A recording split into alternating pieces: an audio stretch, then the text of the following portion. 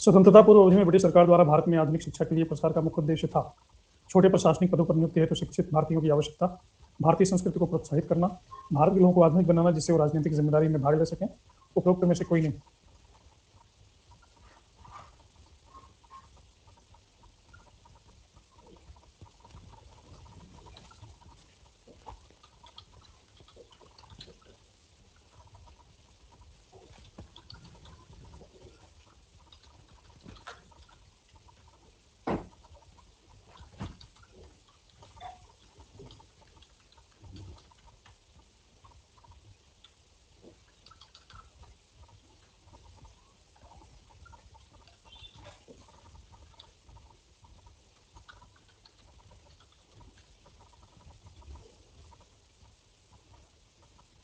भारत में अंग्रेजों ने पहला मदरसा कहाँ स्थापित किया?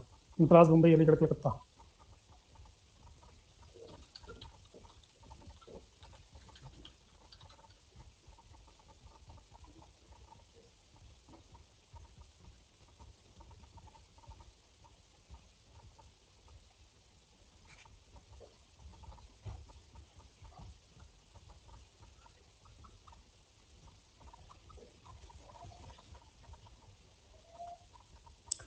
निम्नलिखित कॉलेजों में सर्वप्रथम किसकी स्थापना हुई थी? Hindu college, Delhi college, Mayo college, Muslim Anglo oriental college.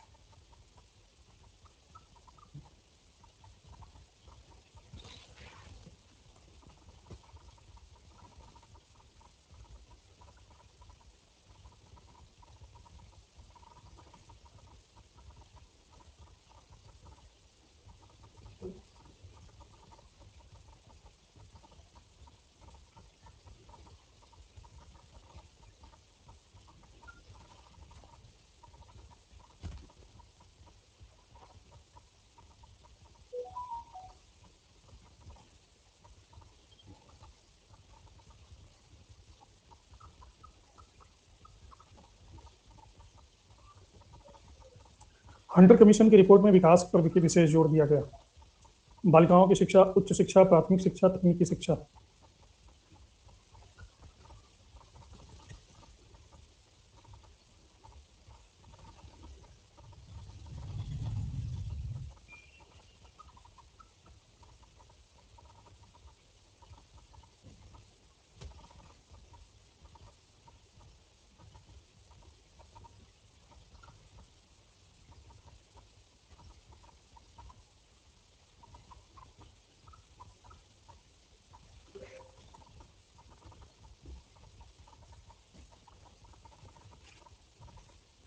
कल सुबह मेरी यूट्यूब क्लास है 8 बजे।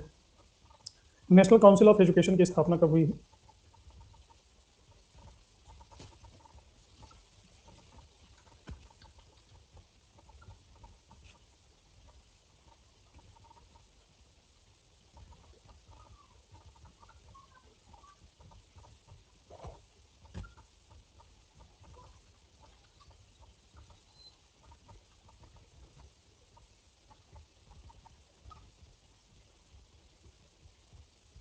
ब्रिटिश शिक्षा में सुधार हेतु ब्रिटिश सरकार ने सैडलर विश्वविद्यालय आयोग कब नियुक्त किया? 1919, 1917, 1921, 1996।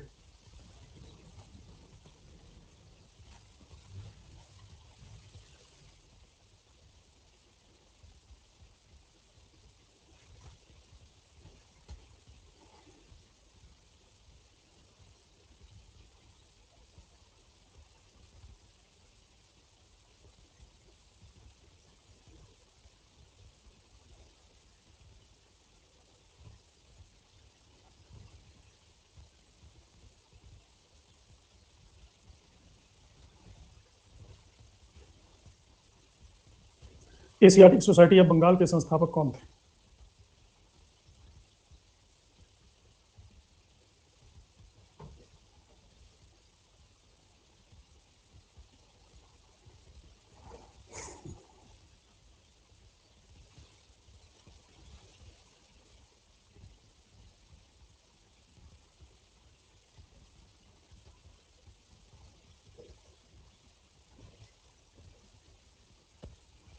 किसे पेरिस की रॉयल सोसाइटी की सदस्यता दी गई?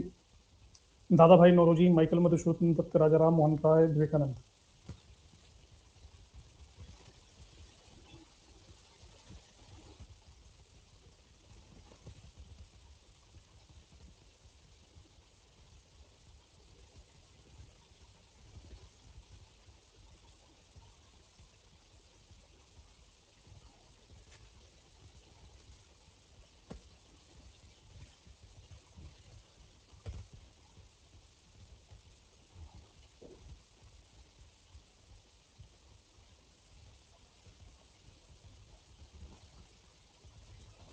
Okay Ravinder, welcome in your first class. Deccan Educational Society की स्थापना से संबंधित कौन है?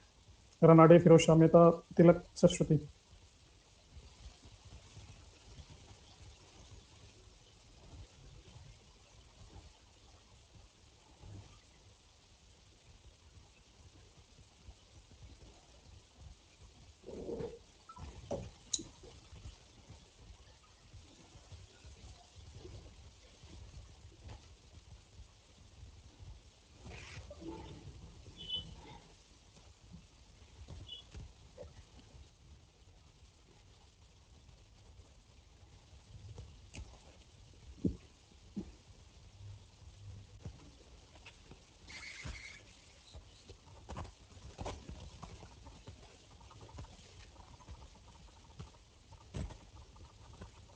किसके सतत प्रयत्नों से बंबई में पहले महिला विश्वविद्यालय की स्थापना हुई? दयाराम गिंडूमल, डी.के. कर्वे, रमाबाई, महादेव गोविंद रानाडे।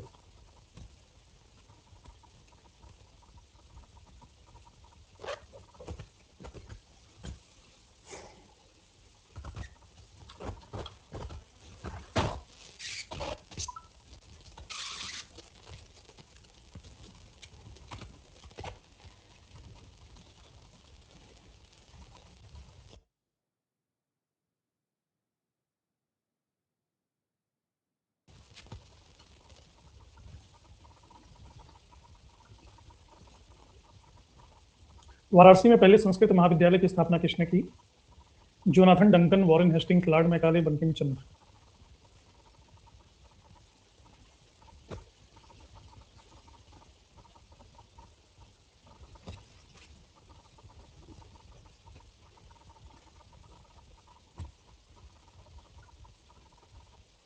ओह शिट, मैंने गलती कर दी।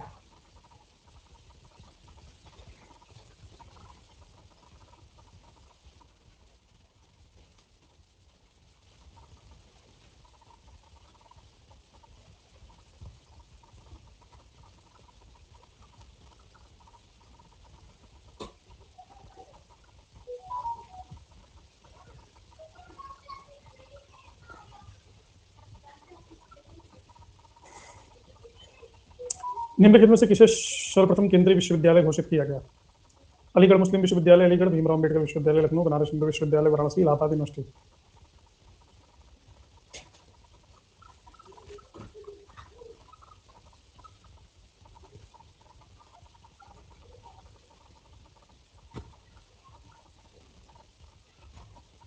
चलिए अब शुरू करते हैं। भारत में शिक्षा का विकास। Legacy of British rule to India.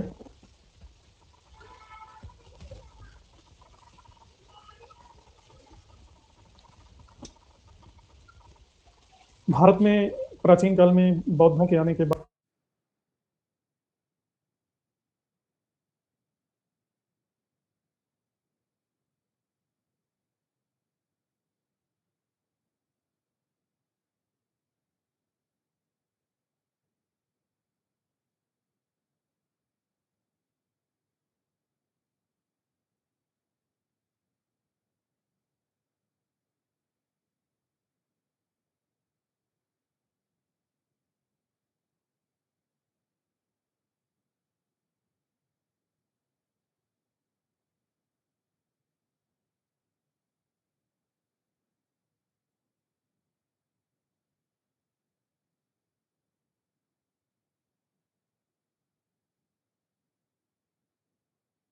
बस इतनी ही शिक्षा देना वो अपना कर्तव्य समझे, ताकि उनको यहाँ पे लूटने खसोटने में, शोषण करने में कोई दिक्कत नहीं।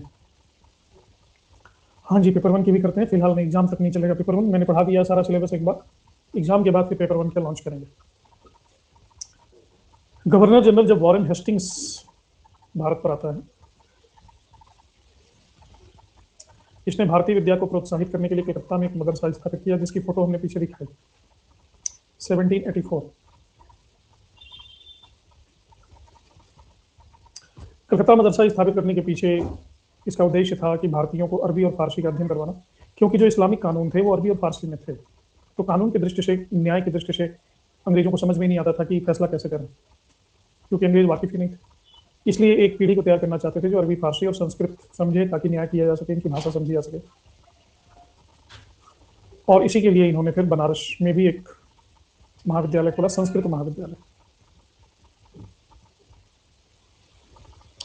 वॉरेन हेस्टिंग्स ने प्रोत्साहित किया भारत की लीगेसी को समझने के लिए कुछ लोगों को। 21 फरवरी 1784 में वॉरेन हेस्टिंग्स ने कोर्ट ऑफ डायरेक्टर्स को एक लेटर लिखा कि उत्तर और दक्षिण भारत के सभी प्रमुख नगरों में विद्यालय धन, जन और भवन अभावग्रस्त और जीर्ण शीर्ण स्थिति में है।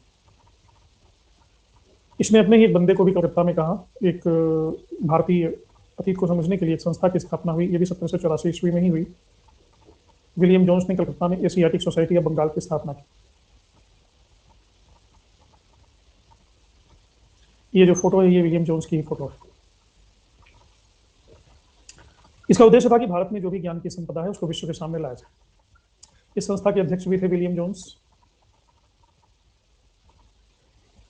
और इन्होंने एक मैगजीन प्रकाशित करना शुरू किया, एशियाटिक रिसर्चेज।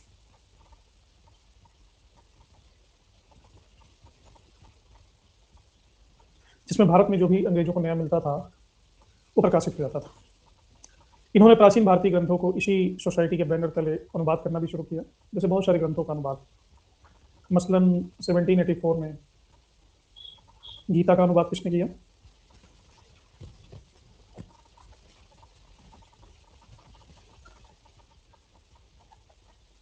विल्किंस ने। 1787 में हितोपदेश का अनुवाद हुआ इंग्लिश में, ये किसने किया? ये भी विल्किंस ने ही किया। 1789 में कालिदास की कृति है अभिज्ञान शाकुंतलम।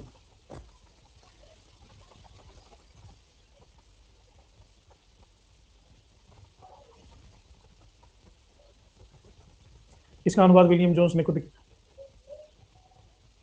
इसके बाद 1792 में गीत गोविंद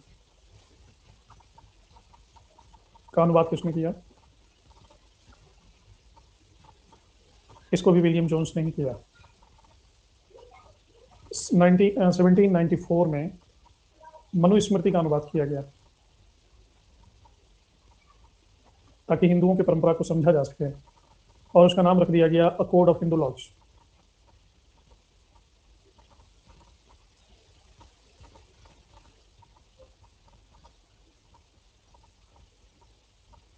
इसकी क्रोनोलॉजी आपको आएगी कि इन किताबों के अनुवाद को इनके क्रम में लगाइए, तो इनका क्रम याद कर लीजिए।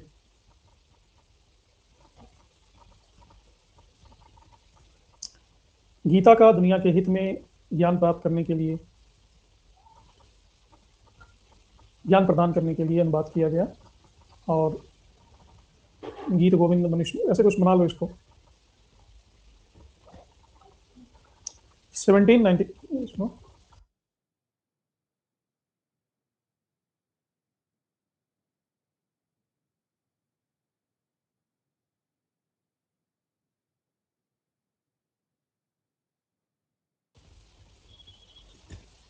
सेवनटीन 1791 में बनारस के ब्रिटिश रेजिडेंट थे जोनाथन डंकन।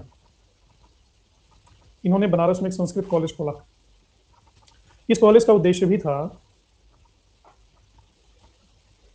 कि भारतीय कानून और प्राचीन ग्रंथों से अंग्रेजों को परिचित कराना। गीता हित में अभिगीत जाएगा मनु, मतलब कुछ भी। गीता हित में अभिगीत गाएगा मनु, ठीक है, तो आपको अपने याद करने के लिए देख लो कैसे करना है। अच्छा, गीता के हित में अभी गीत गाएगा मनु, सही है। प्रश्न उठता है कि गीता है कौन यहाँ पे, और मनु के गीत गाने से गीता के हित का कैसे क्या संबंध है? मनुस्मृति का अनुवाद किसने किया था बताइए?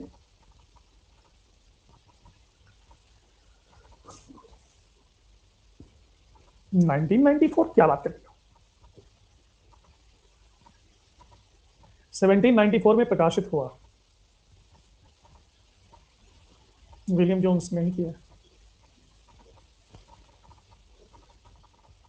तो ये तो था हिंदुओं को या अंग्रेजों को ज्ञान प्रदान करने के लिए। फिर कलकत्ता में ही वेलेजली ने 1800 ईस्वी में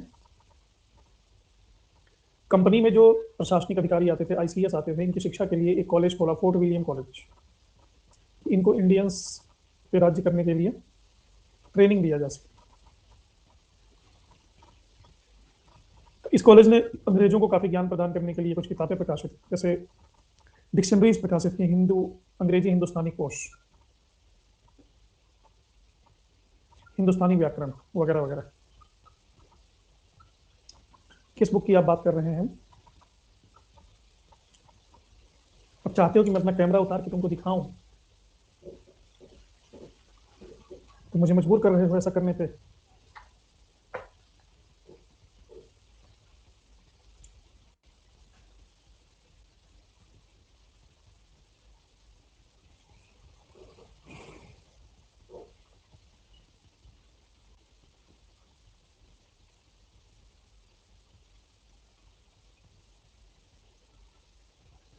क्या लिखा है? अ कोड ऑफ हिंदू लॉ के नाम से कब प्रकाशित हुआ है?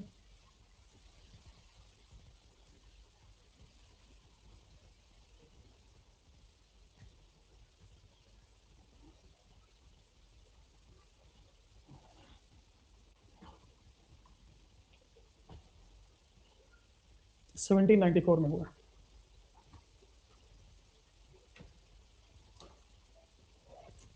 कोई भी बुक खोलोगे सब में यही मिलेगा।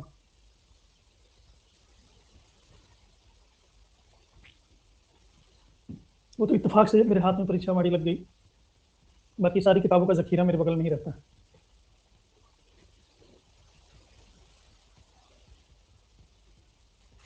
खैर, फोर्ट विलियम कॉलेज की हम बात कर रहे थे। इन्होंने बहुत सारी डिक्शनरीज प्रकाशित की ताकि अंग्रेजों को हिंदुस्तानी और फारसी भाषाओं का ज्ञान हो सके। लेकिन 1800 में ये स्थापित हुआ और 1802 में ये बंद हो गया, क्योंकि भारत में आकर के भारतीयता का प्रशिक्षण लेने कोई तुक नहीं बनता था। इन्होंने सोचा कि इनको अंग्रेज में ही ट्रेनिंग देकर के भेजा जाए, ब्रिटेन में ही ट्रेनिंग देकर के भेजा जाए। तो ब्रिटेन में हेलबेरी में फिर आईसीएस का प्रशिक्षण शुरू होता है। तो ये सब जो उपक्रम किया गया अंग्रेजों को शिक्षित करने के लिए किया गया, भारतीयों के लिए कुछ नहीं किया गया। भारतीयों के लिए पहली बार इनको ज्ञान प्राप्त हुआ 1813 में। 1813 का जो कानून आया, चार्टर्ड एक्ट आया, इसमें इन्होंने 1 लाख रुपया भारतीयों की शिक्षा पर व्यय करने के लिए निर्धारित किया। और ईसाई मिशनरियों को भी, जो ईसाई धर्म के प्रचारक थे, उनको बोला कि भारत जाके ईसाई धर्म को फैलाओ। तो ईसाई मिशनरियों ने अंग्रेजी भाषा को माध्यम बनाया, लेकिन उनको लगा कि अंग्रेजी हमारी कोई समझता ही नहीं है। अभी भी जो कॉन्वेंट स्कूल्स होते हैं पूरे भारत में, वो ईसाइयत का ही फैलाते हैं। कॉन्वेंट का मतलब ही होता है ईसाइयों का आश्रम। तो शुरू में अंग्रेजी में इनकी दाल नहीं गली, फिर इन्होंने यस तो इन्होंने फिर भारतीय डिक्शनरी तैयार की, और बाइबल का इन्होंने कहा कि सभी भाषाओं में अनुवाद करो भारतीय। बंगाल और मद्रास में इन्होंने बहुत सारे प्रयास किए मिशनरियों ने। और बंगाल में एक जगह है श्रीरामपुर, श्रीरामपुर को इन्होंने अपना केंद्र बना लिया। William Carey, William Ward, Joshua Marshman Shrirampur Dutch बस्ती के निवासी बन गए, और श्रीरामपुर मिशनरी अस्तित्व में आई 1799 में। और यहां पर इन्होंने एक और संस्था की स्थापना की, बैप्टिस्ट मिशन कॉलेज। आज भी है बैप्टिस्ट मिशन कॉलेज। ये ईसाइयत के प्रचार का पहला केंद्र था। बपतिस्मा होता है ईसाइयों को इनिशिएट करने वाला कर्मकांड। ये है बैप्टिस्ट मिशन कॉलेज श्रीरामपुर।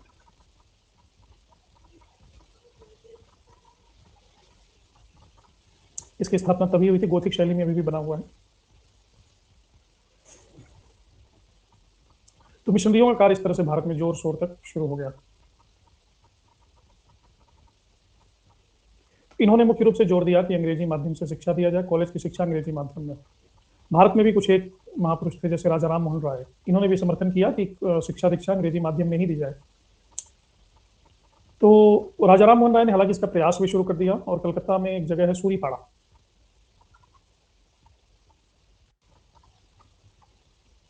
यहाँ पे राजा राम मोहन राय ने एक स्कूल खोल दिया, इंग्लिश स्कूल। लेकिन ये स्कूल चला नहीं। फिर इनको ज्ञान प्राप्त हुआ 1822 में, कलकत्ता में ही एक कॉलेज की स्थापना की, एंग्लो हिंदू कॉलेज।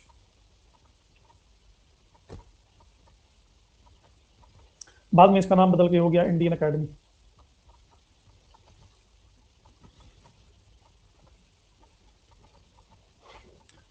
राजा राम मोहन राय को फिर बाद में लगा और उन्होंने 1823 में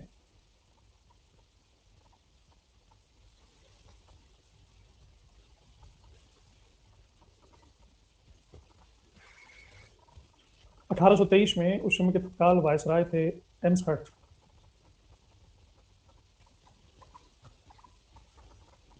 एम्सहर्ट को लेटर लिखा और कहा कि भारत के स्कूलों में संस्कृत बंद करो पढ़ाना, और वैज्ञानिक शिक्षा पर जोर दिया इन्होंने।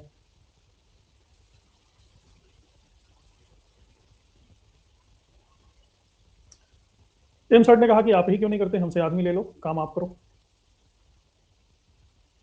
इन्होंने कहा ठीक है। हालांकि चिट्ठी 1823 में लिखी, लेकिन इसके पहले ही इन्होंने काम शुरू कर दिया था 1817 में। डेविड हेयर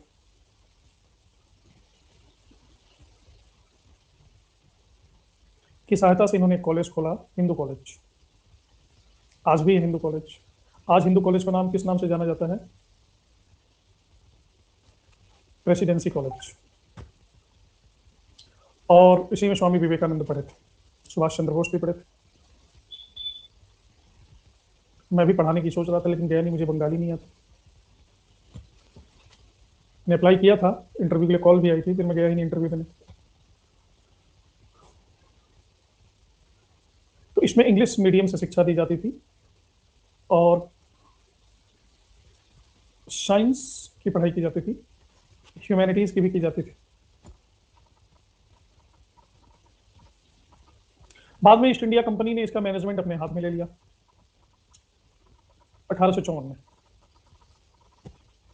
डेविड हेयर का नाम इसलिए भी ज्यादा इंपॉर्टेंट है क्योंकि इन्होंने धर्मनिरपेक्षता पर बल दिया था। लेकिन जैसे जैसे शिक्षा के प्रयास, मस्ट नहीं है लेकिन क्या है ना कि भाषा, जैसे मैं भी पंजाब में हूँ तो पंजाब की भाषा थोड़ी बहुत समझ में भी आती है क्योंकि फिल्मों में सुना हुआ है, गाने वाने तो सुने हुए ना। मैंने इसके दिल लग जा रोग, मैंने बचने दी नहीं है उम्मीद, काइंड ऑफ निगाह मार निगाह मार। लेकिन बंगाली तो कुछ सुना ही नहीं है, हवा ही नहीं लगनी है, कोई परिचय ही नहीं है। फिर मैं मतलब वहां पे मेरी माइनॉरिटी वाली हालत हो जाती, मुझे अच्छा नहीं लगता। पंजाबी में तेनू मैनू एनू गैनू सोडा साडा सोना लगता है, ये सब तो आता है कम से कम। कुड़ी मुंडा तो सुना हुआ। अब एक शिक्षक को उसकी भाषा पे ही कमांड नहीं है तो शिक्षा क्या देगा? नहीं, लैंग्वेज अच्छी है, मुझे नहीं आती थी, मैं लैंग्वेज की अच्छी बुरी बात नहीं कर रहा हूँ, मुझे नहीं आती थी लैंग्वेज को, माशाल्लाह। मैं अपनी अज्ञानता की बात कर रहा हूँ। तो यहाँ पे एक नया विवाद, जैसे जैसे भारत में शिक्षा के प्रसार की बात शुरू होने लगी वैसे वैसे ही एक नया विवाद शुरू हो गया कि किस मीडियम में शिक्षा देंगे। कोई कहता था अंग्रेजी में दे, राजा राम मोहन राय कहते थे अंग्रेजी में शिक्षा दो, कोई कहता था नहीं हिंदी में शिक्षा दो, क्योंकि भारतीय जो बचपन से ही अंग्रेजी नहीं पढ़े हैं वो कनेक्ट नहीं कर पाएंगे अपने आप को एजुकेशन से ना। एजुकेशन में लैंग्वेज एक बहुत बड़ा फैक्टर।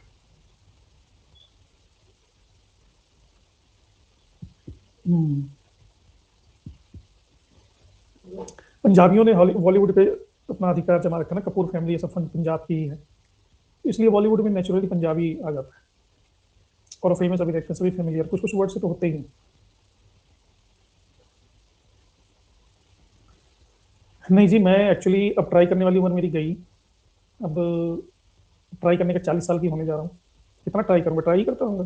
अब 20 साल में रिटायर हो जाना है, अब एक जगह टिकने का वक्त आ गया। देव मित्रा, तुम्हारा क्वेश्चन मैं बताऊंगा कल, क्वेश्चन वाला डिपार्टमेंट वो डाउट क्लियरिंग नहीं होगा क्योंकि ना वो छूट जाता है। रसोगुल्ला।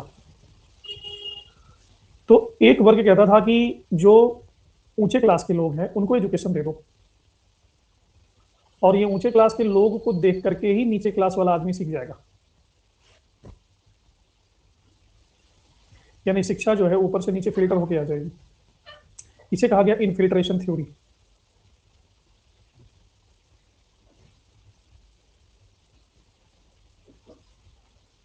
ऊंचे क्लास का नीचे क्लास वाले अनुकरण करते हैं तो ऊंचे क्लास वाले को कर दो तो नीचे वाले सीख जाएंगे। इसके सबसे बड़े प्रतिपादक थे मैकाले,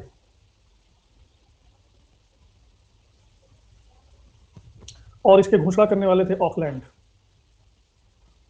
ऊंचे क्लास नीचे क्लास, इसका हिंदी नाम तो बड़ा अजीब सा है, अधोमुखी निस्यंदन सिद्धांत, इसलिए मैं उसको लेने से बचना था। खैर एक कमेटी बनाई गई जिसमें 10 मेंबर थे, उनको डिसीजन लेना था।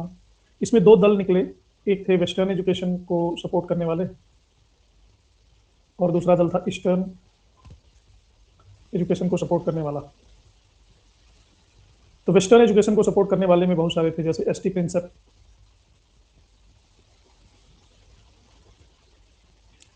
एच एस विल्सन, सॉरी मैं उल्टा बताने लगा, ये ईस्टर्न थे, प्रिंसेप और विल्सन ये ईस्टर्न थे, यानी भारतीय विद्या को सपोर्ट करने वाले। तो ये सब कहते थे कि ईस्टर्न कहते थे कि भारत में खासकर संस्कृत, फारसी, अरबी इनकी विद्या को प्रोत्साहित करो। विज्ञान का अध्ययन तो ठीक है, लेकिन भाषा जो है देशी होगा, जो आम जनता के लिए सहज हो। आश्चर्य की बात है कि वॉरेन हेस्टिंग्स ने भी इसी को सपोर्ट किया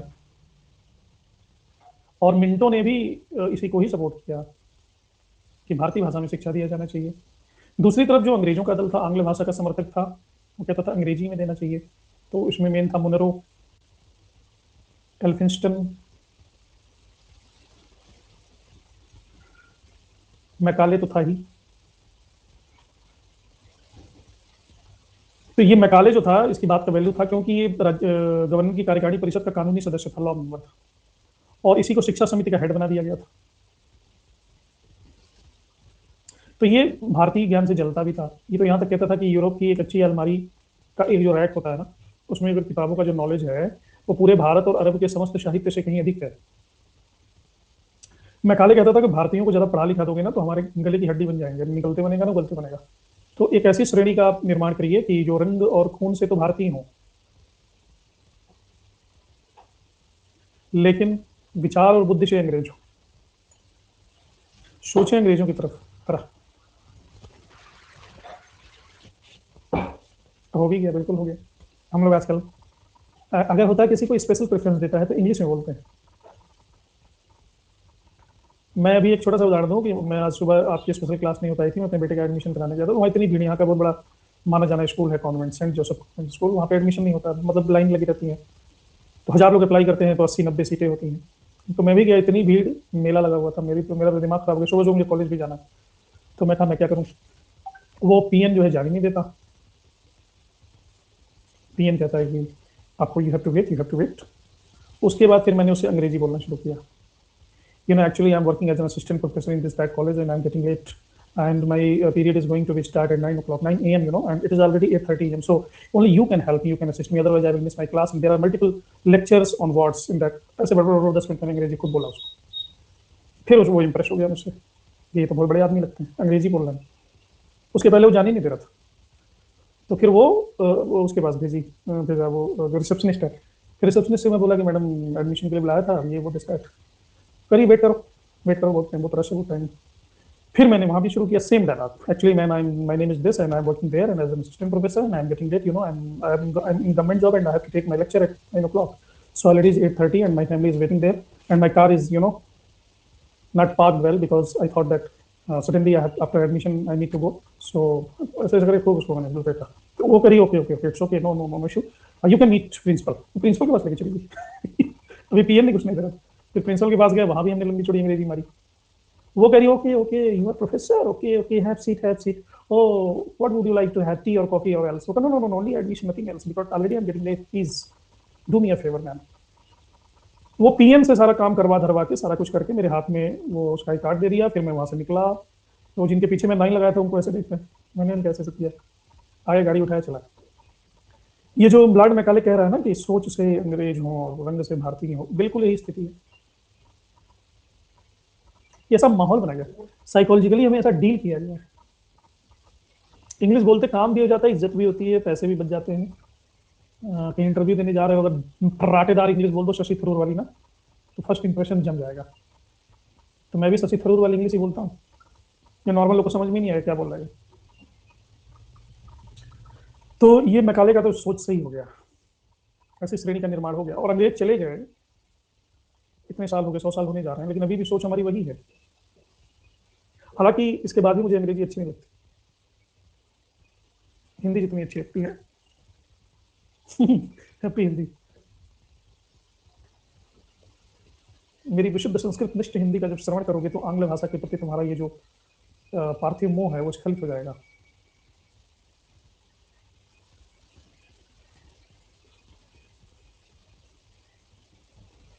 खैर, लंबा चौड़ा मैकाले ने अपना तर्क दिया और 2 फरवरी 1835 को एक स्मरण पत्र लिखा, इसे कहते हैं मिनट्स।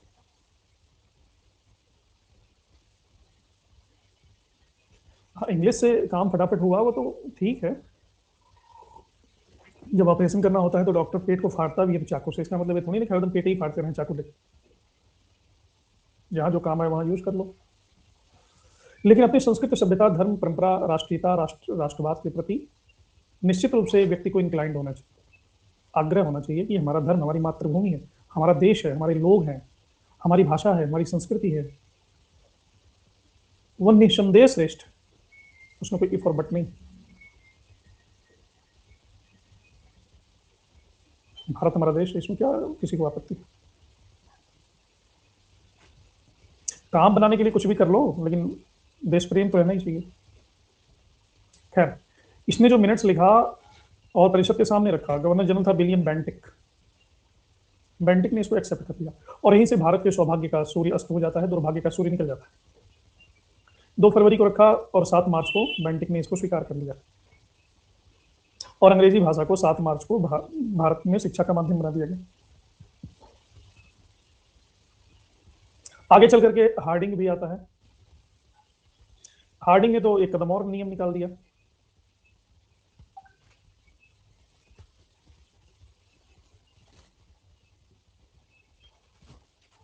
इसने क्या नियम निकाला कि सभी पब्लिक पोस्ट पे उन्हीं को एडमिट किया जाएगा, उन्हीं को लिया जाएगा सरकारी नौकरियों में जो इंग्लिश लैंग्वेज को जानते होंगे। अब इंग्लिश लैंग्वेज हो गया कंपलसरी। अच्छा, अभी शागिर्द नहीं थे, अभी क्या थी, उस्ताद।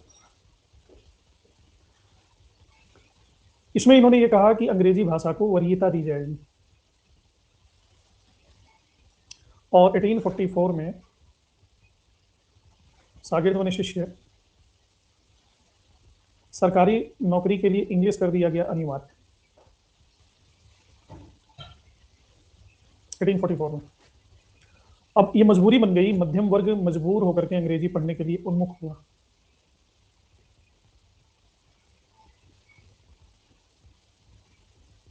अब इससे क्या हुआ, भारतीय भाषाओं के ऊपर बुरा प्रभाव पड़ा। भारतीय भाषा यहाँ पे मात्र सहायक भाषा बन के रह गई।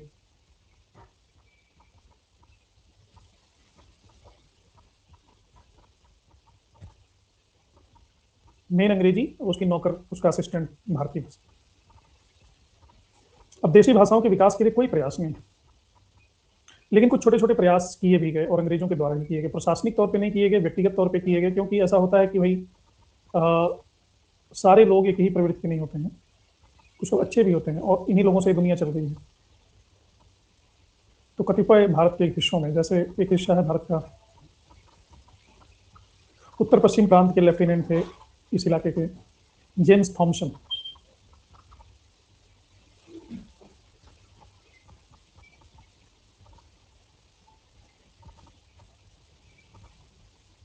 इन्होंने व्यक्तिगत रूप से प्रयास किया कि गांव की जो शिक्षा हो ना वो देसी भाषा में।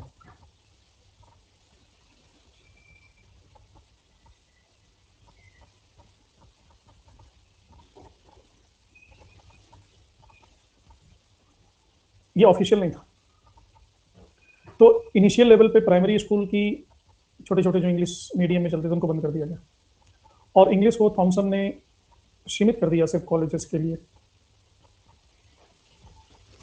ये बड़ा प्रशंसनीय कार्य था।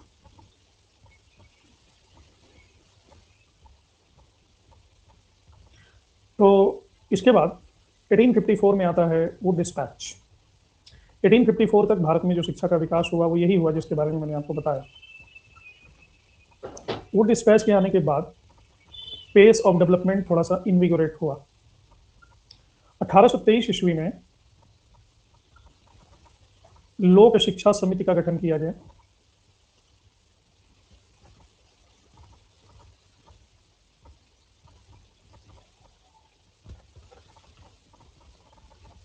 लोक शिक्षा समिति 1835 तक 20 स्कूलों का संचालन कर रही थी। 2 साल बाद 1837 में ये स्कूल हो गई 48। अब यहाँ पे एक और हुआ कि भाई टीचर की ट्रेनिंग का भी व्यवस्था होना चाहिए, तो 1847 में हार्डिंग ने कलकत्ता में नॉर्मल स्कूल खोला जो टीचरों के प्रशिक्षण के लिए था। 1840 में बंबई में भारतीय शिक्षा समिति के स्थान पर एक एजुकेशन बोर्ड बनाया गया।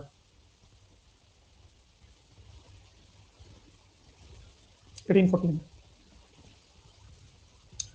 पूना में 1851 पूना संस्कृत कॉलेज।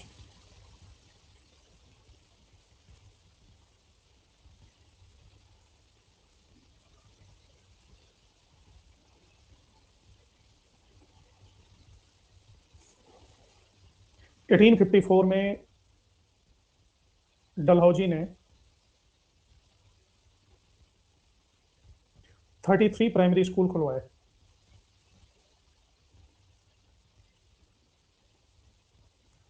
1844 में ही कलकत्ता में हिंदू कॉलेज तो था ही, जिसके बारे में हमने बात की। हिंदू कॉलेज में इंजीनियरिंग शुरू हो गया।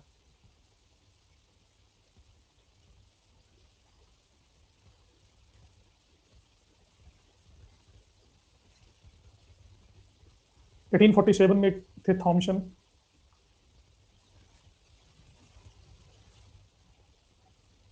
वर्तमान उत्तराखंड में एक जगह है रुड़की, रुड़की इंजीनियरिंग कॉलेज की स्थापना की है।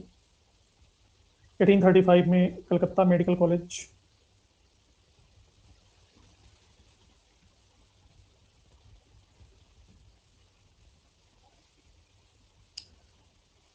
एटीन 35 में आगरा में मेडिकल कॉलेज।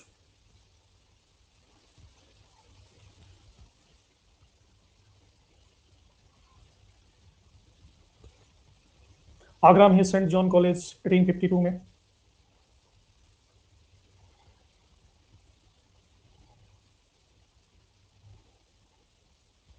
तो ये तो सरकारी कॉलेजेस थे। इसके बाद गैर सरकारी विद्यालयों की भी स्थापना हुई, और सबसे ज़्यादा पंजाब में ऐसे कॉलेज थे जो बिना किसी सरकारी अनुदान के निजी संस्थाओं द्वारा चलाए गए। तो ये जो सेगमेंट मैंने आपको बताया, ये था वुड डिस्पैच आने के पहले का शैक्षणिक विकास। यहाँ तक समझ में आ गया। 1852 में सेंट जॉन, 1835 में आगरा मेडिकल कॉलेज।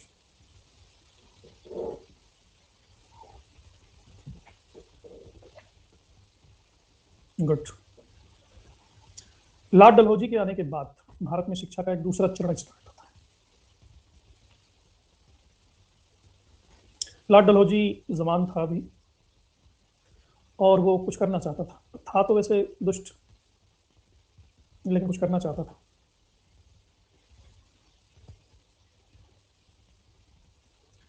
तो लॉर्ड डलहौजी का काम शिक्षा के विकास का दूसरा चरण माना जाता है। लॉर्ड डलहौजी का कार्यकाल,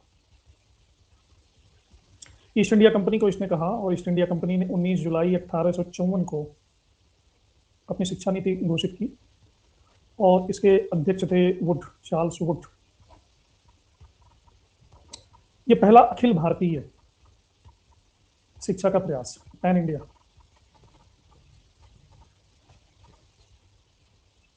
इसे वुड डिस्पैच कहा गया। सुझाव और घोषणाएं इतनी ज्यादा थी, 100 अनुच्छेद थे, पूरा संविधान लिख दिया इसने। लेकिन कुल मिला जुला के एक निश्चित शिक्षा का स्वरूप निकल के सामने आया, जो आज भी चल रहा है। क्योंकि पहला था, पैन इंडिया था और बहुत ही मैग्निफिसेंट था, तो इसे कहा गया मैग्ना कार्टा, भारतीय शिक्षा का मैग्ना कार्टा। जो युग प्रवर्तनकारी चीजें होती हैं उसे मैग्ना कार्टा कहते हैं। इसमें क्या क्या इन्होंने प्रावधान किया? पहला, सरकार की शिक्षा नीति वेस्टर्न होगी, वेस्ट के शिक्षा को फैलाएगी। इनका मीडियम होगा इंग्लिश, थोड़ा बहुत देशी भाषाओं को भी ध्यान में रखेगी, लेकिन मेन इंग्लिश होगा। गांव में देशी भाषाओं की पाठशालाएं खोली जाएंगी, उसके ऊपर हाई स्कूल, कॉलेजेस, और यहाँ पे ग्रांट की व्यवस्था की गई कि शिक्षा को ग्रांट दिया जाएगा गवर्नमेंट के द्वारा। उस समय 5 प्रांत थे अंग्रेजों के अधीन: बंगाल, बंबई, मद्रास, उत्तर पश्चिम, पंजाब। इन सभी प्रांतों में इन्होंने प्रावधान किया कि एक एक डायरेक्टर, एजुकेशन डायरेक्टर को नियुक्त किया जाएगा। ये डायरेक्टर वहां के शिक्षा के विकास को देखेगा और सरकार को रिपोर्ट दीजिएगा। लंदन में जो यूनिवर्सिटी खुली है अंग्रेजों की, उसको मॉडल बनाया जाएगा और 3 जगह वैसी ही यूनिवर्सिटीज खोली जाएंगी भारत में। अभी भी वैसे ही चल रहा है। एक कलकत्ता में खोला जाए, बंबई में खोला जाए और मद्रास। और उसका जो मॉडल है उसी को अडॉप्ट किया, जैसे कुलपति, उपकुलपति, सीनेट, फेलोज। तो सरकार, पहला यूनिवर्सिटी खोला गया कलकत्ता में, सीनेट, सिंडिकेट। तो इस तरह से वो डिस्पैच में हम लोग देखते हैं कि ज्यादा जोर था यूनिवर्सिटी लेवल की शिक्षा पर। प्राइमरी शिक्षा की यहाँ पे बात नहीं की गई, क्योंकि वो चुटपुट तो पहले से ही चला रहा था। और तकनीकी शिक्षा पर जोर दिया गया, टेक्नोलॉजी, क्योंकि विज्ञान का विकास तकनीकी से होकर के ही जाता है। लेकिन इनका बेसिक मॉडल था इंग्लैंड में जो एजुकेशन सिस्टम है वो। हाँ, एक नया काम ये किया गया कि वीमेन एजुकेशन को बढ़ावा दिया गया। जितनी भी सिफारिशें इन्होंने की सब लागू कर दी। अगले ही साल 1854 में लोक शिक्षा विभाग की स्थापना की गई, 1855।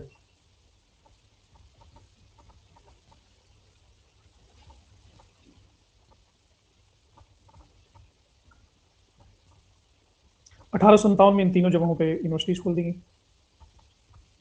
एक और अंग्रेज थे, उनका नाम था बेथून, J.E. बेथून। इन्होंने कहा कि महिलाओं को भी शिक्षा मिलनी चाहिए और महिलाओं के लिए इन्होंने कॉलेज खोले।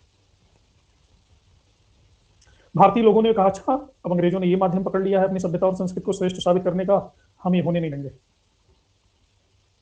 बाल गंगाधर तिलक बड़े टेंशन में आ गए। वो फटाफट आगरकर से मिलो कि ऐसा है, हम लोग पीछे ही रह जाएंगे, गुलाम के गुलाम ही रह जाएंगे, शिक्षा व्यवस्था में अंग्रेज आगे बढ़ गए हैं, तो कुछ करो, पूरे के पूरे दक्कन को लपेट लो। तो इन्होंने दक्कन एजुकेशनल सोसाइटी खोल दिया।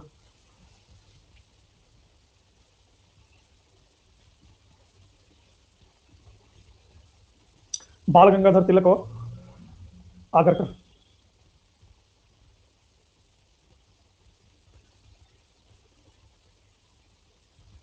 महाराष्ट्र के थे, महाराष्ट्र दक्कन में ही है। अंग्रेजों को ये अच्छा नहीं लगा, ये तिलक का इस तरह से प्रयास करना भारतीय शिक्षा के लिए। उन्होंने हंटर को भेजा कि अपना हंटर घुमाओ, कुछ करो। 1882 में हंटर एजुकेशन कमीशन आया। हंटर का मतलब होता है शिकारी। आया तो था वुड डिस्पैच में क्या क्या प्रगति हुई इसकी समीक्षा करने, लेकिन गलत टाइम में आ गया, क्योंकि इस समय रिपन वायसराय थे, जो कि भारतीयों के हितैषी थे। रिपन ने कहा कि ऐसा है, भारतीयों के बारे में डिसीजन ले रहे हो, बहुत नाइंसाफी। 20 सदस्य में से 8 सदस्यों को भारतीय भर्ती कर दिया, बाकी 12 अंग्रेज थे। भारतीयों को भी इसमें डाल दिया आयोग में। कौन सी सोसाइटी? Deccan education society. समाज सुधार, प्राथमिक शिक्षा, स्थानीय भाषाओं में शिक्षा, राष्ट्र प्रेम की भावना जगाना। इसमें एक और विडंबना थी कि इंग्लैंड में ऐसी सरकार थी, वो सरकार भी भारत की हित ऐसी थी। इंग्लैंड का प्राइम मिनिस्टर था ग्लैडस्टन।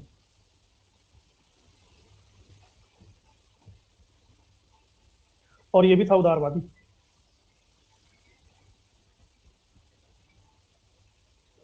इस आयोग का कार्यकाल केवल प्राथमिक शिक्षा के विकास की समीक्षा करना और उसका सुझाव देना था। सुझाव देना था प्राइमरी एजुकेशन के बारे में।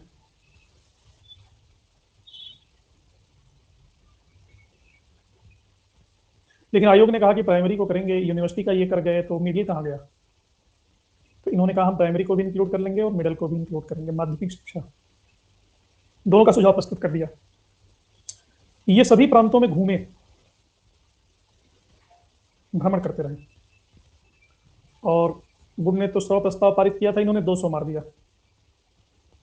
इन्होंने क्या क्या सुझाव दिया? पहले तो प्राइमरी स्कूल को ठीक नहीं करोगे तो यूनिवर्सिटी में जाने का मतलब है, प्राथमिक को ठीक करो। इन्होंने कहा एक बड़ी अजीब सी बात की, चूंकि रिपन का एक प्रभाव था इस पर। इन्होंने कहा कि प्राथमिक जो शिक्षा का माध्यम है वो मातृभाषा होना चाहिए, मदर टंग। हिंदी नहीं, अगर साउथ का हो तो तमिल, तेलुगु, मलयालम, कन्नड़, बंगाल का हो तो बंगाली, पंजाब का हो तो पंजाबी, उत्तर प्रदेश का हो तो हिंदी, मध्य प्रदेश का हो तो हिंदी, राजस्थान का हो तो राजस्थानी, कश्मीर का हो तो बोडो, आसामीज का हो तो इस तरह से। और कहा कि सरकार क्या जानेगी शिक्षा कैसे होती, क्या होती है। शिक्षा का कंट्रोल, जो प्राइमरी एजुकेशन की जहाँ तक बात है, उसका कंट्रोल होना चाहिए म्यूनसिपैलिटी के पास, नगर बोर्डों के पास, काउंसिल के पास। गवर्नमेंट को इंटरफियर करने का कोई मतलब नहीं बनता। हाँ, गवर्नमेंट चाहे तो शिक्षा का मैनेजमेंट करने के लिए टैक्स लगा सकती है और उसके पैसे से मैनेजमेंट कर सकती है। तो मिडिल प्राइमरी एजुकेशन ऐसा होना चाहिए, और मिडिल का एजुकेशन दो टाइप का होना चाहिए, टाइप 1 और टाइप 2। टाइप 1 में होता है वोकेशनल कोर्सेज, यानी व्यावसायिक शिक्षा, और टाइप 2 में होगा साहित्यिक। साहित्यिक शिक्षा का उद्देश्य होगा विचारों का निर्माण, व्यावसायिक शिक्षा का उद्देश्य होगा धन का निर्माण। प्राथमिक शिक्षा का संचालन सरकार द्वारा किया जाए, महिला शिक्षा के लिए विशेष प्रयास किए जाए। अभी तक जो महिला शिक्षा के लिए प्रयास चल रहा है वो प्रेसिडेंसीज में चल रहा है। इसके बाद ये सारी चीज़ों में विकास शुरू हुआ, और आगे चल करके 1882 में हंटर कमीशन आया, और 1882 में पंजाब विश्वविद्यालय में, पंजाब विश्वविद्यालय की स्थापना हुई 1882 में। और उसके कुछ 100 साल बाद 2014 में मैंने पंजाब विश्वविद्यालय ज्वाइन किया, और 1887 में इलाहाबाद विश्वविद्यालय की स्थापना हुई। मैं भी सोचता हूँ कि कभी इलाहाबाद विश्वविद्यालय भी मैं जाऊँगा, देखते हैं दिन कब आता है। सर, कभी कभी लगता है कि जो हुआ नियति के अनुकूल ही था। अंग्रेजों को भारत आना भी जरूरी था, भारत की एकता के लिए नहीं तो आज भी हम बिखरे होते।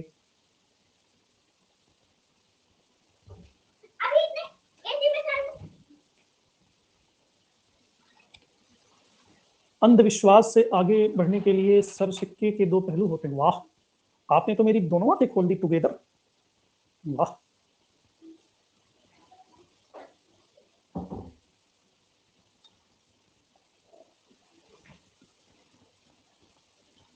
ये तो आध्यात्मिक बात होगी। आपको ऐसा लगता है तो सही लगता होगा, मैं कैसे इनकार कर सकता हूँ। तो ये वुड डिस्पैच और हंटर कमीशन समझ में आ गया जी। गुड।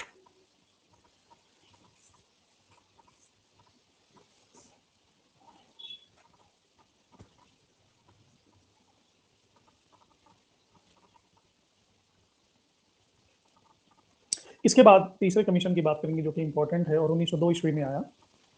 कौन सा कमीशन आया?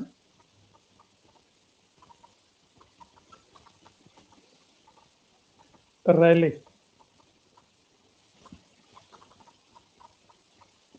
कमीशन। अब ये 1902 का टाइम पीरियड है कर्जन का। कर्जन भी सज्जन तो था नहीं, दुर्जन था, लेकिन ये मैकाले को लाइक नहीं करता था। खासकर कर्जन था तो इंटेलेक्चुअल, हिस्टोरियन था। हाँ, बबीता की कविता सुनो। अब दोनों लड़ जाओ, क्लास का ध्यान भटका दो, शिक्षा व्यवस्था को बर्बाद करो, 1.5 घंटे बिता दो, 15 मिनट बचे हैं बिता दो, हाहाकार मचा दो। अब वो बोले कि जरूर चुप नहीं बैठेगी लड़की, उसको तो चाहिए फुलझड़ी बीच।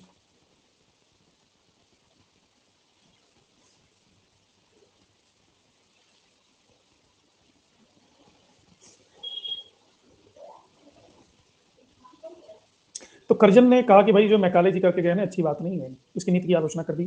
कहा कि देसी भाषा में आप शिक्षा ही नहीं दे रहा, बच्चों को क्या सिखा रहे हैं, बच्चे पैदा होते ही रोते हैं हिंदी में और बोलते हैं अंग्रेजी, कैसे हाउ इज इट पॉसिबल।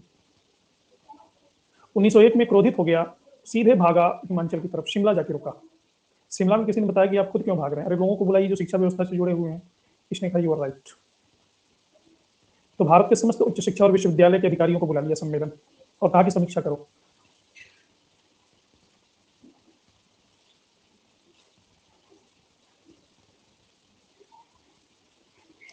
समीक्षा नाना प्रकार की हुई और 150 प्रस्ताव पारित किए गए। 1 साल तक पारित ही होता रहा। 1902 में सर थॉमस रेले की अध्यक्षता में एक विश्वविद्यालय आयोग बना।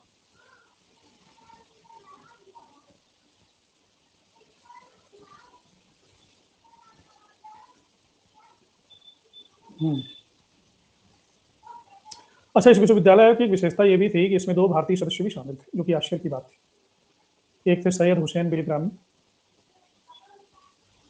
इस पर बार-बार प्रश्न आते हैं कि विश्वविद्यालय आयोग के 2 भारतीय कौन थे? एक बिलग्रामी थे और एक जज थे गुरदास बनर्जी।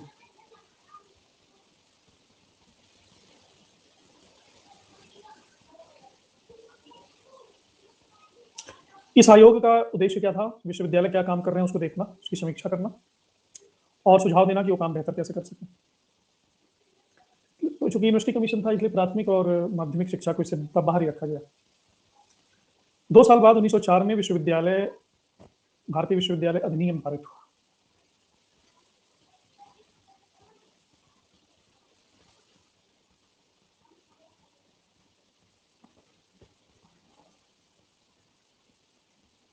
अरे बंद करो ये अपना तकरीर।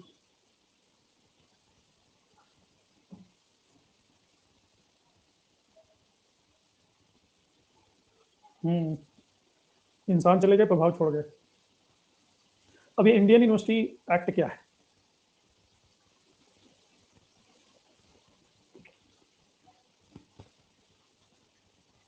इन्होंने कहा कि भाई साहब, यूनिवर्सिटी में एबीसीडी नहीं पढ़ाना है, रिसर्च करवाओ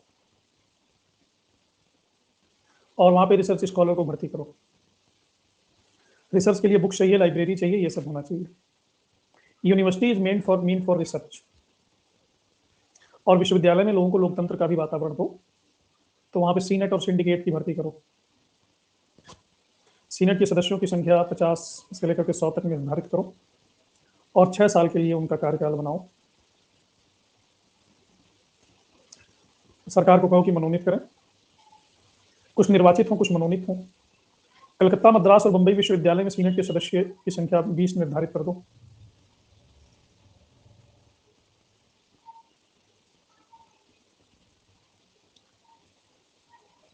और अन्य विश्वविद्यालय में यह संख्या होनी चाहिए 15। शेष अन्य सभी सदस्य सरकार के द्वारा नियुक्त किया जाए। कहने का मतलब ये है कि विश्वविद्यालयों पर गवर्नमेंट कंट्रोल बढ़ा दिया गया।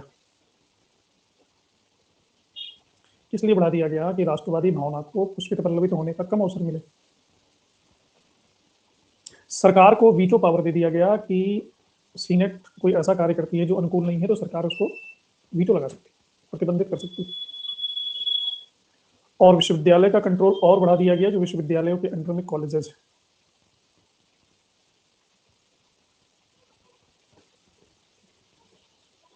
गवर्नर जनरल को कहा गया कि वो विश्वविद्यालय की सीमा क्या होगी, इसका अधिकार निर्धारित करने का गवर्नर जनरल को है। तो ये जो इंडियन यूनिवर्सिटी एक्ट है, इस कानून के अंतर्गत सरकार ने यूनिवर्सिटीज को पूरी तरह से अपने अधीन कर लिया और यूनिवर्सिटीज के माध्यम से कॉलेजेस को अपने अधीन कर लिया।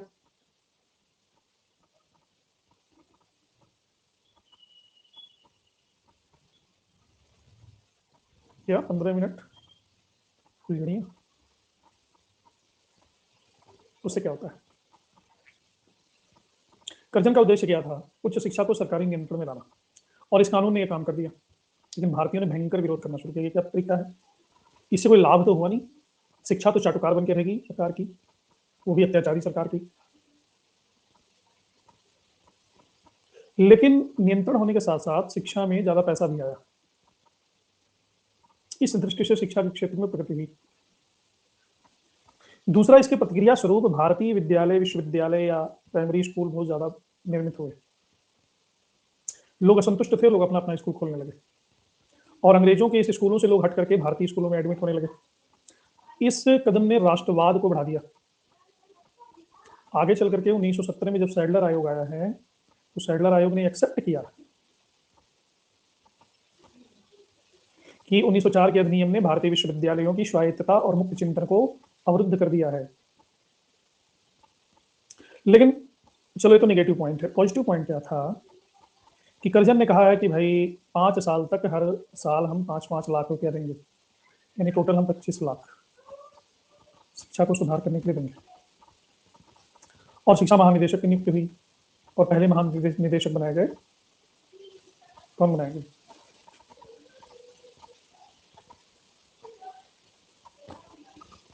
HWU ऑरेंज,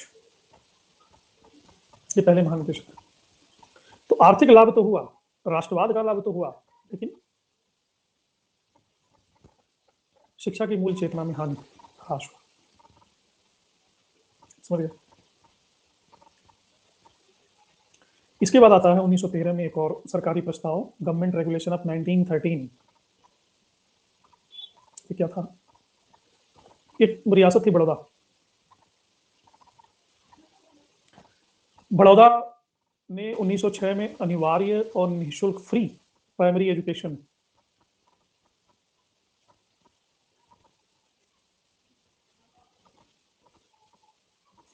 शुरू कर दिया अपने राज्य में, बड़ौदा रियासत में।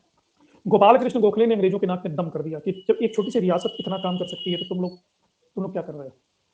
गोपाल कृष्ण गोखले ने इतना हाहाकार मचा दिया कि अंग्रेजी सरकार ने 12 फरवरी 1913 में एक नीति बनाई कि भारत से निरक्षरता को हम समाप्त करेंगे, और प्रांतीय सरकारों को निर्देश दिया कि समाज में जो गरीब आदमी है उसको फ्री एजुकेशन दो, और हर प्रांत में कम से कम एक यूनिवर्सिटी बनाओ और उसमें फ्री एजुकेशन दो। तो ये अनूठा कार्य हुआ इन बिटवीन। तो शिक्षा व्यवस्था को आज यही रहने देते हैं, बाकी हम कल आगे बढ़ेंगे।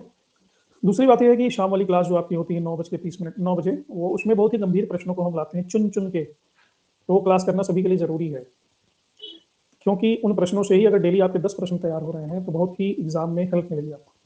तो जो लोग वो क्लास में नहीं आ रहे हो, अपने पैर पे कुल्हाड़ी नहीं मार रहे हो, क्या कर रहे हो? कुल्हाड़ी पे पैर मार रहे हो।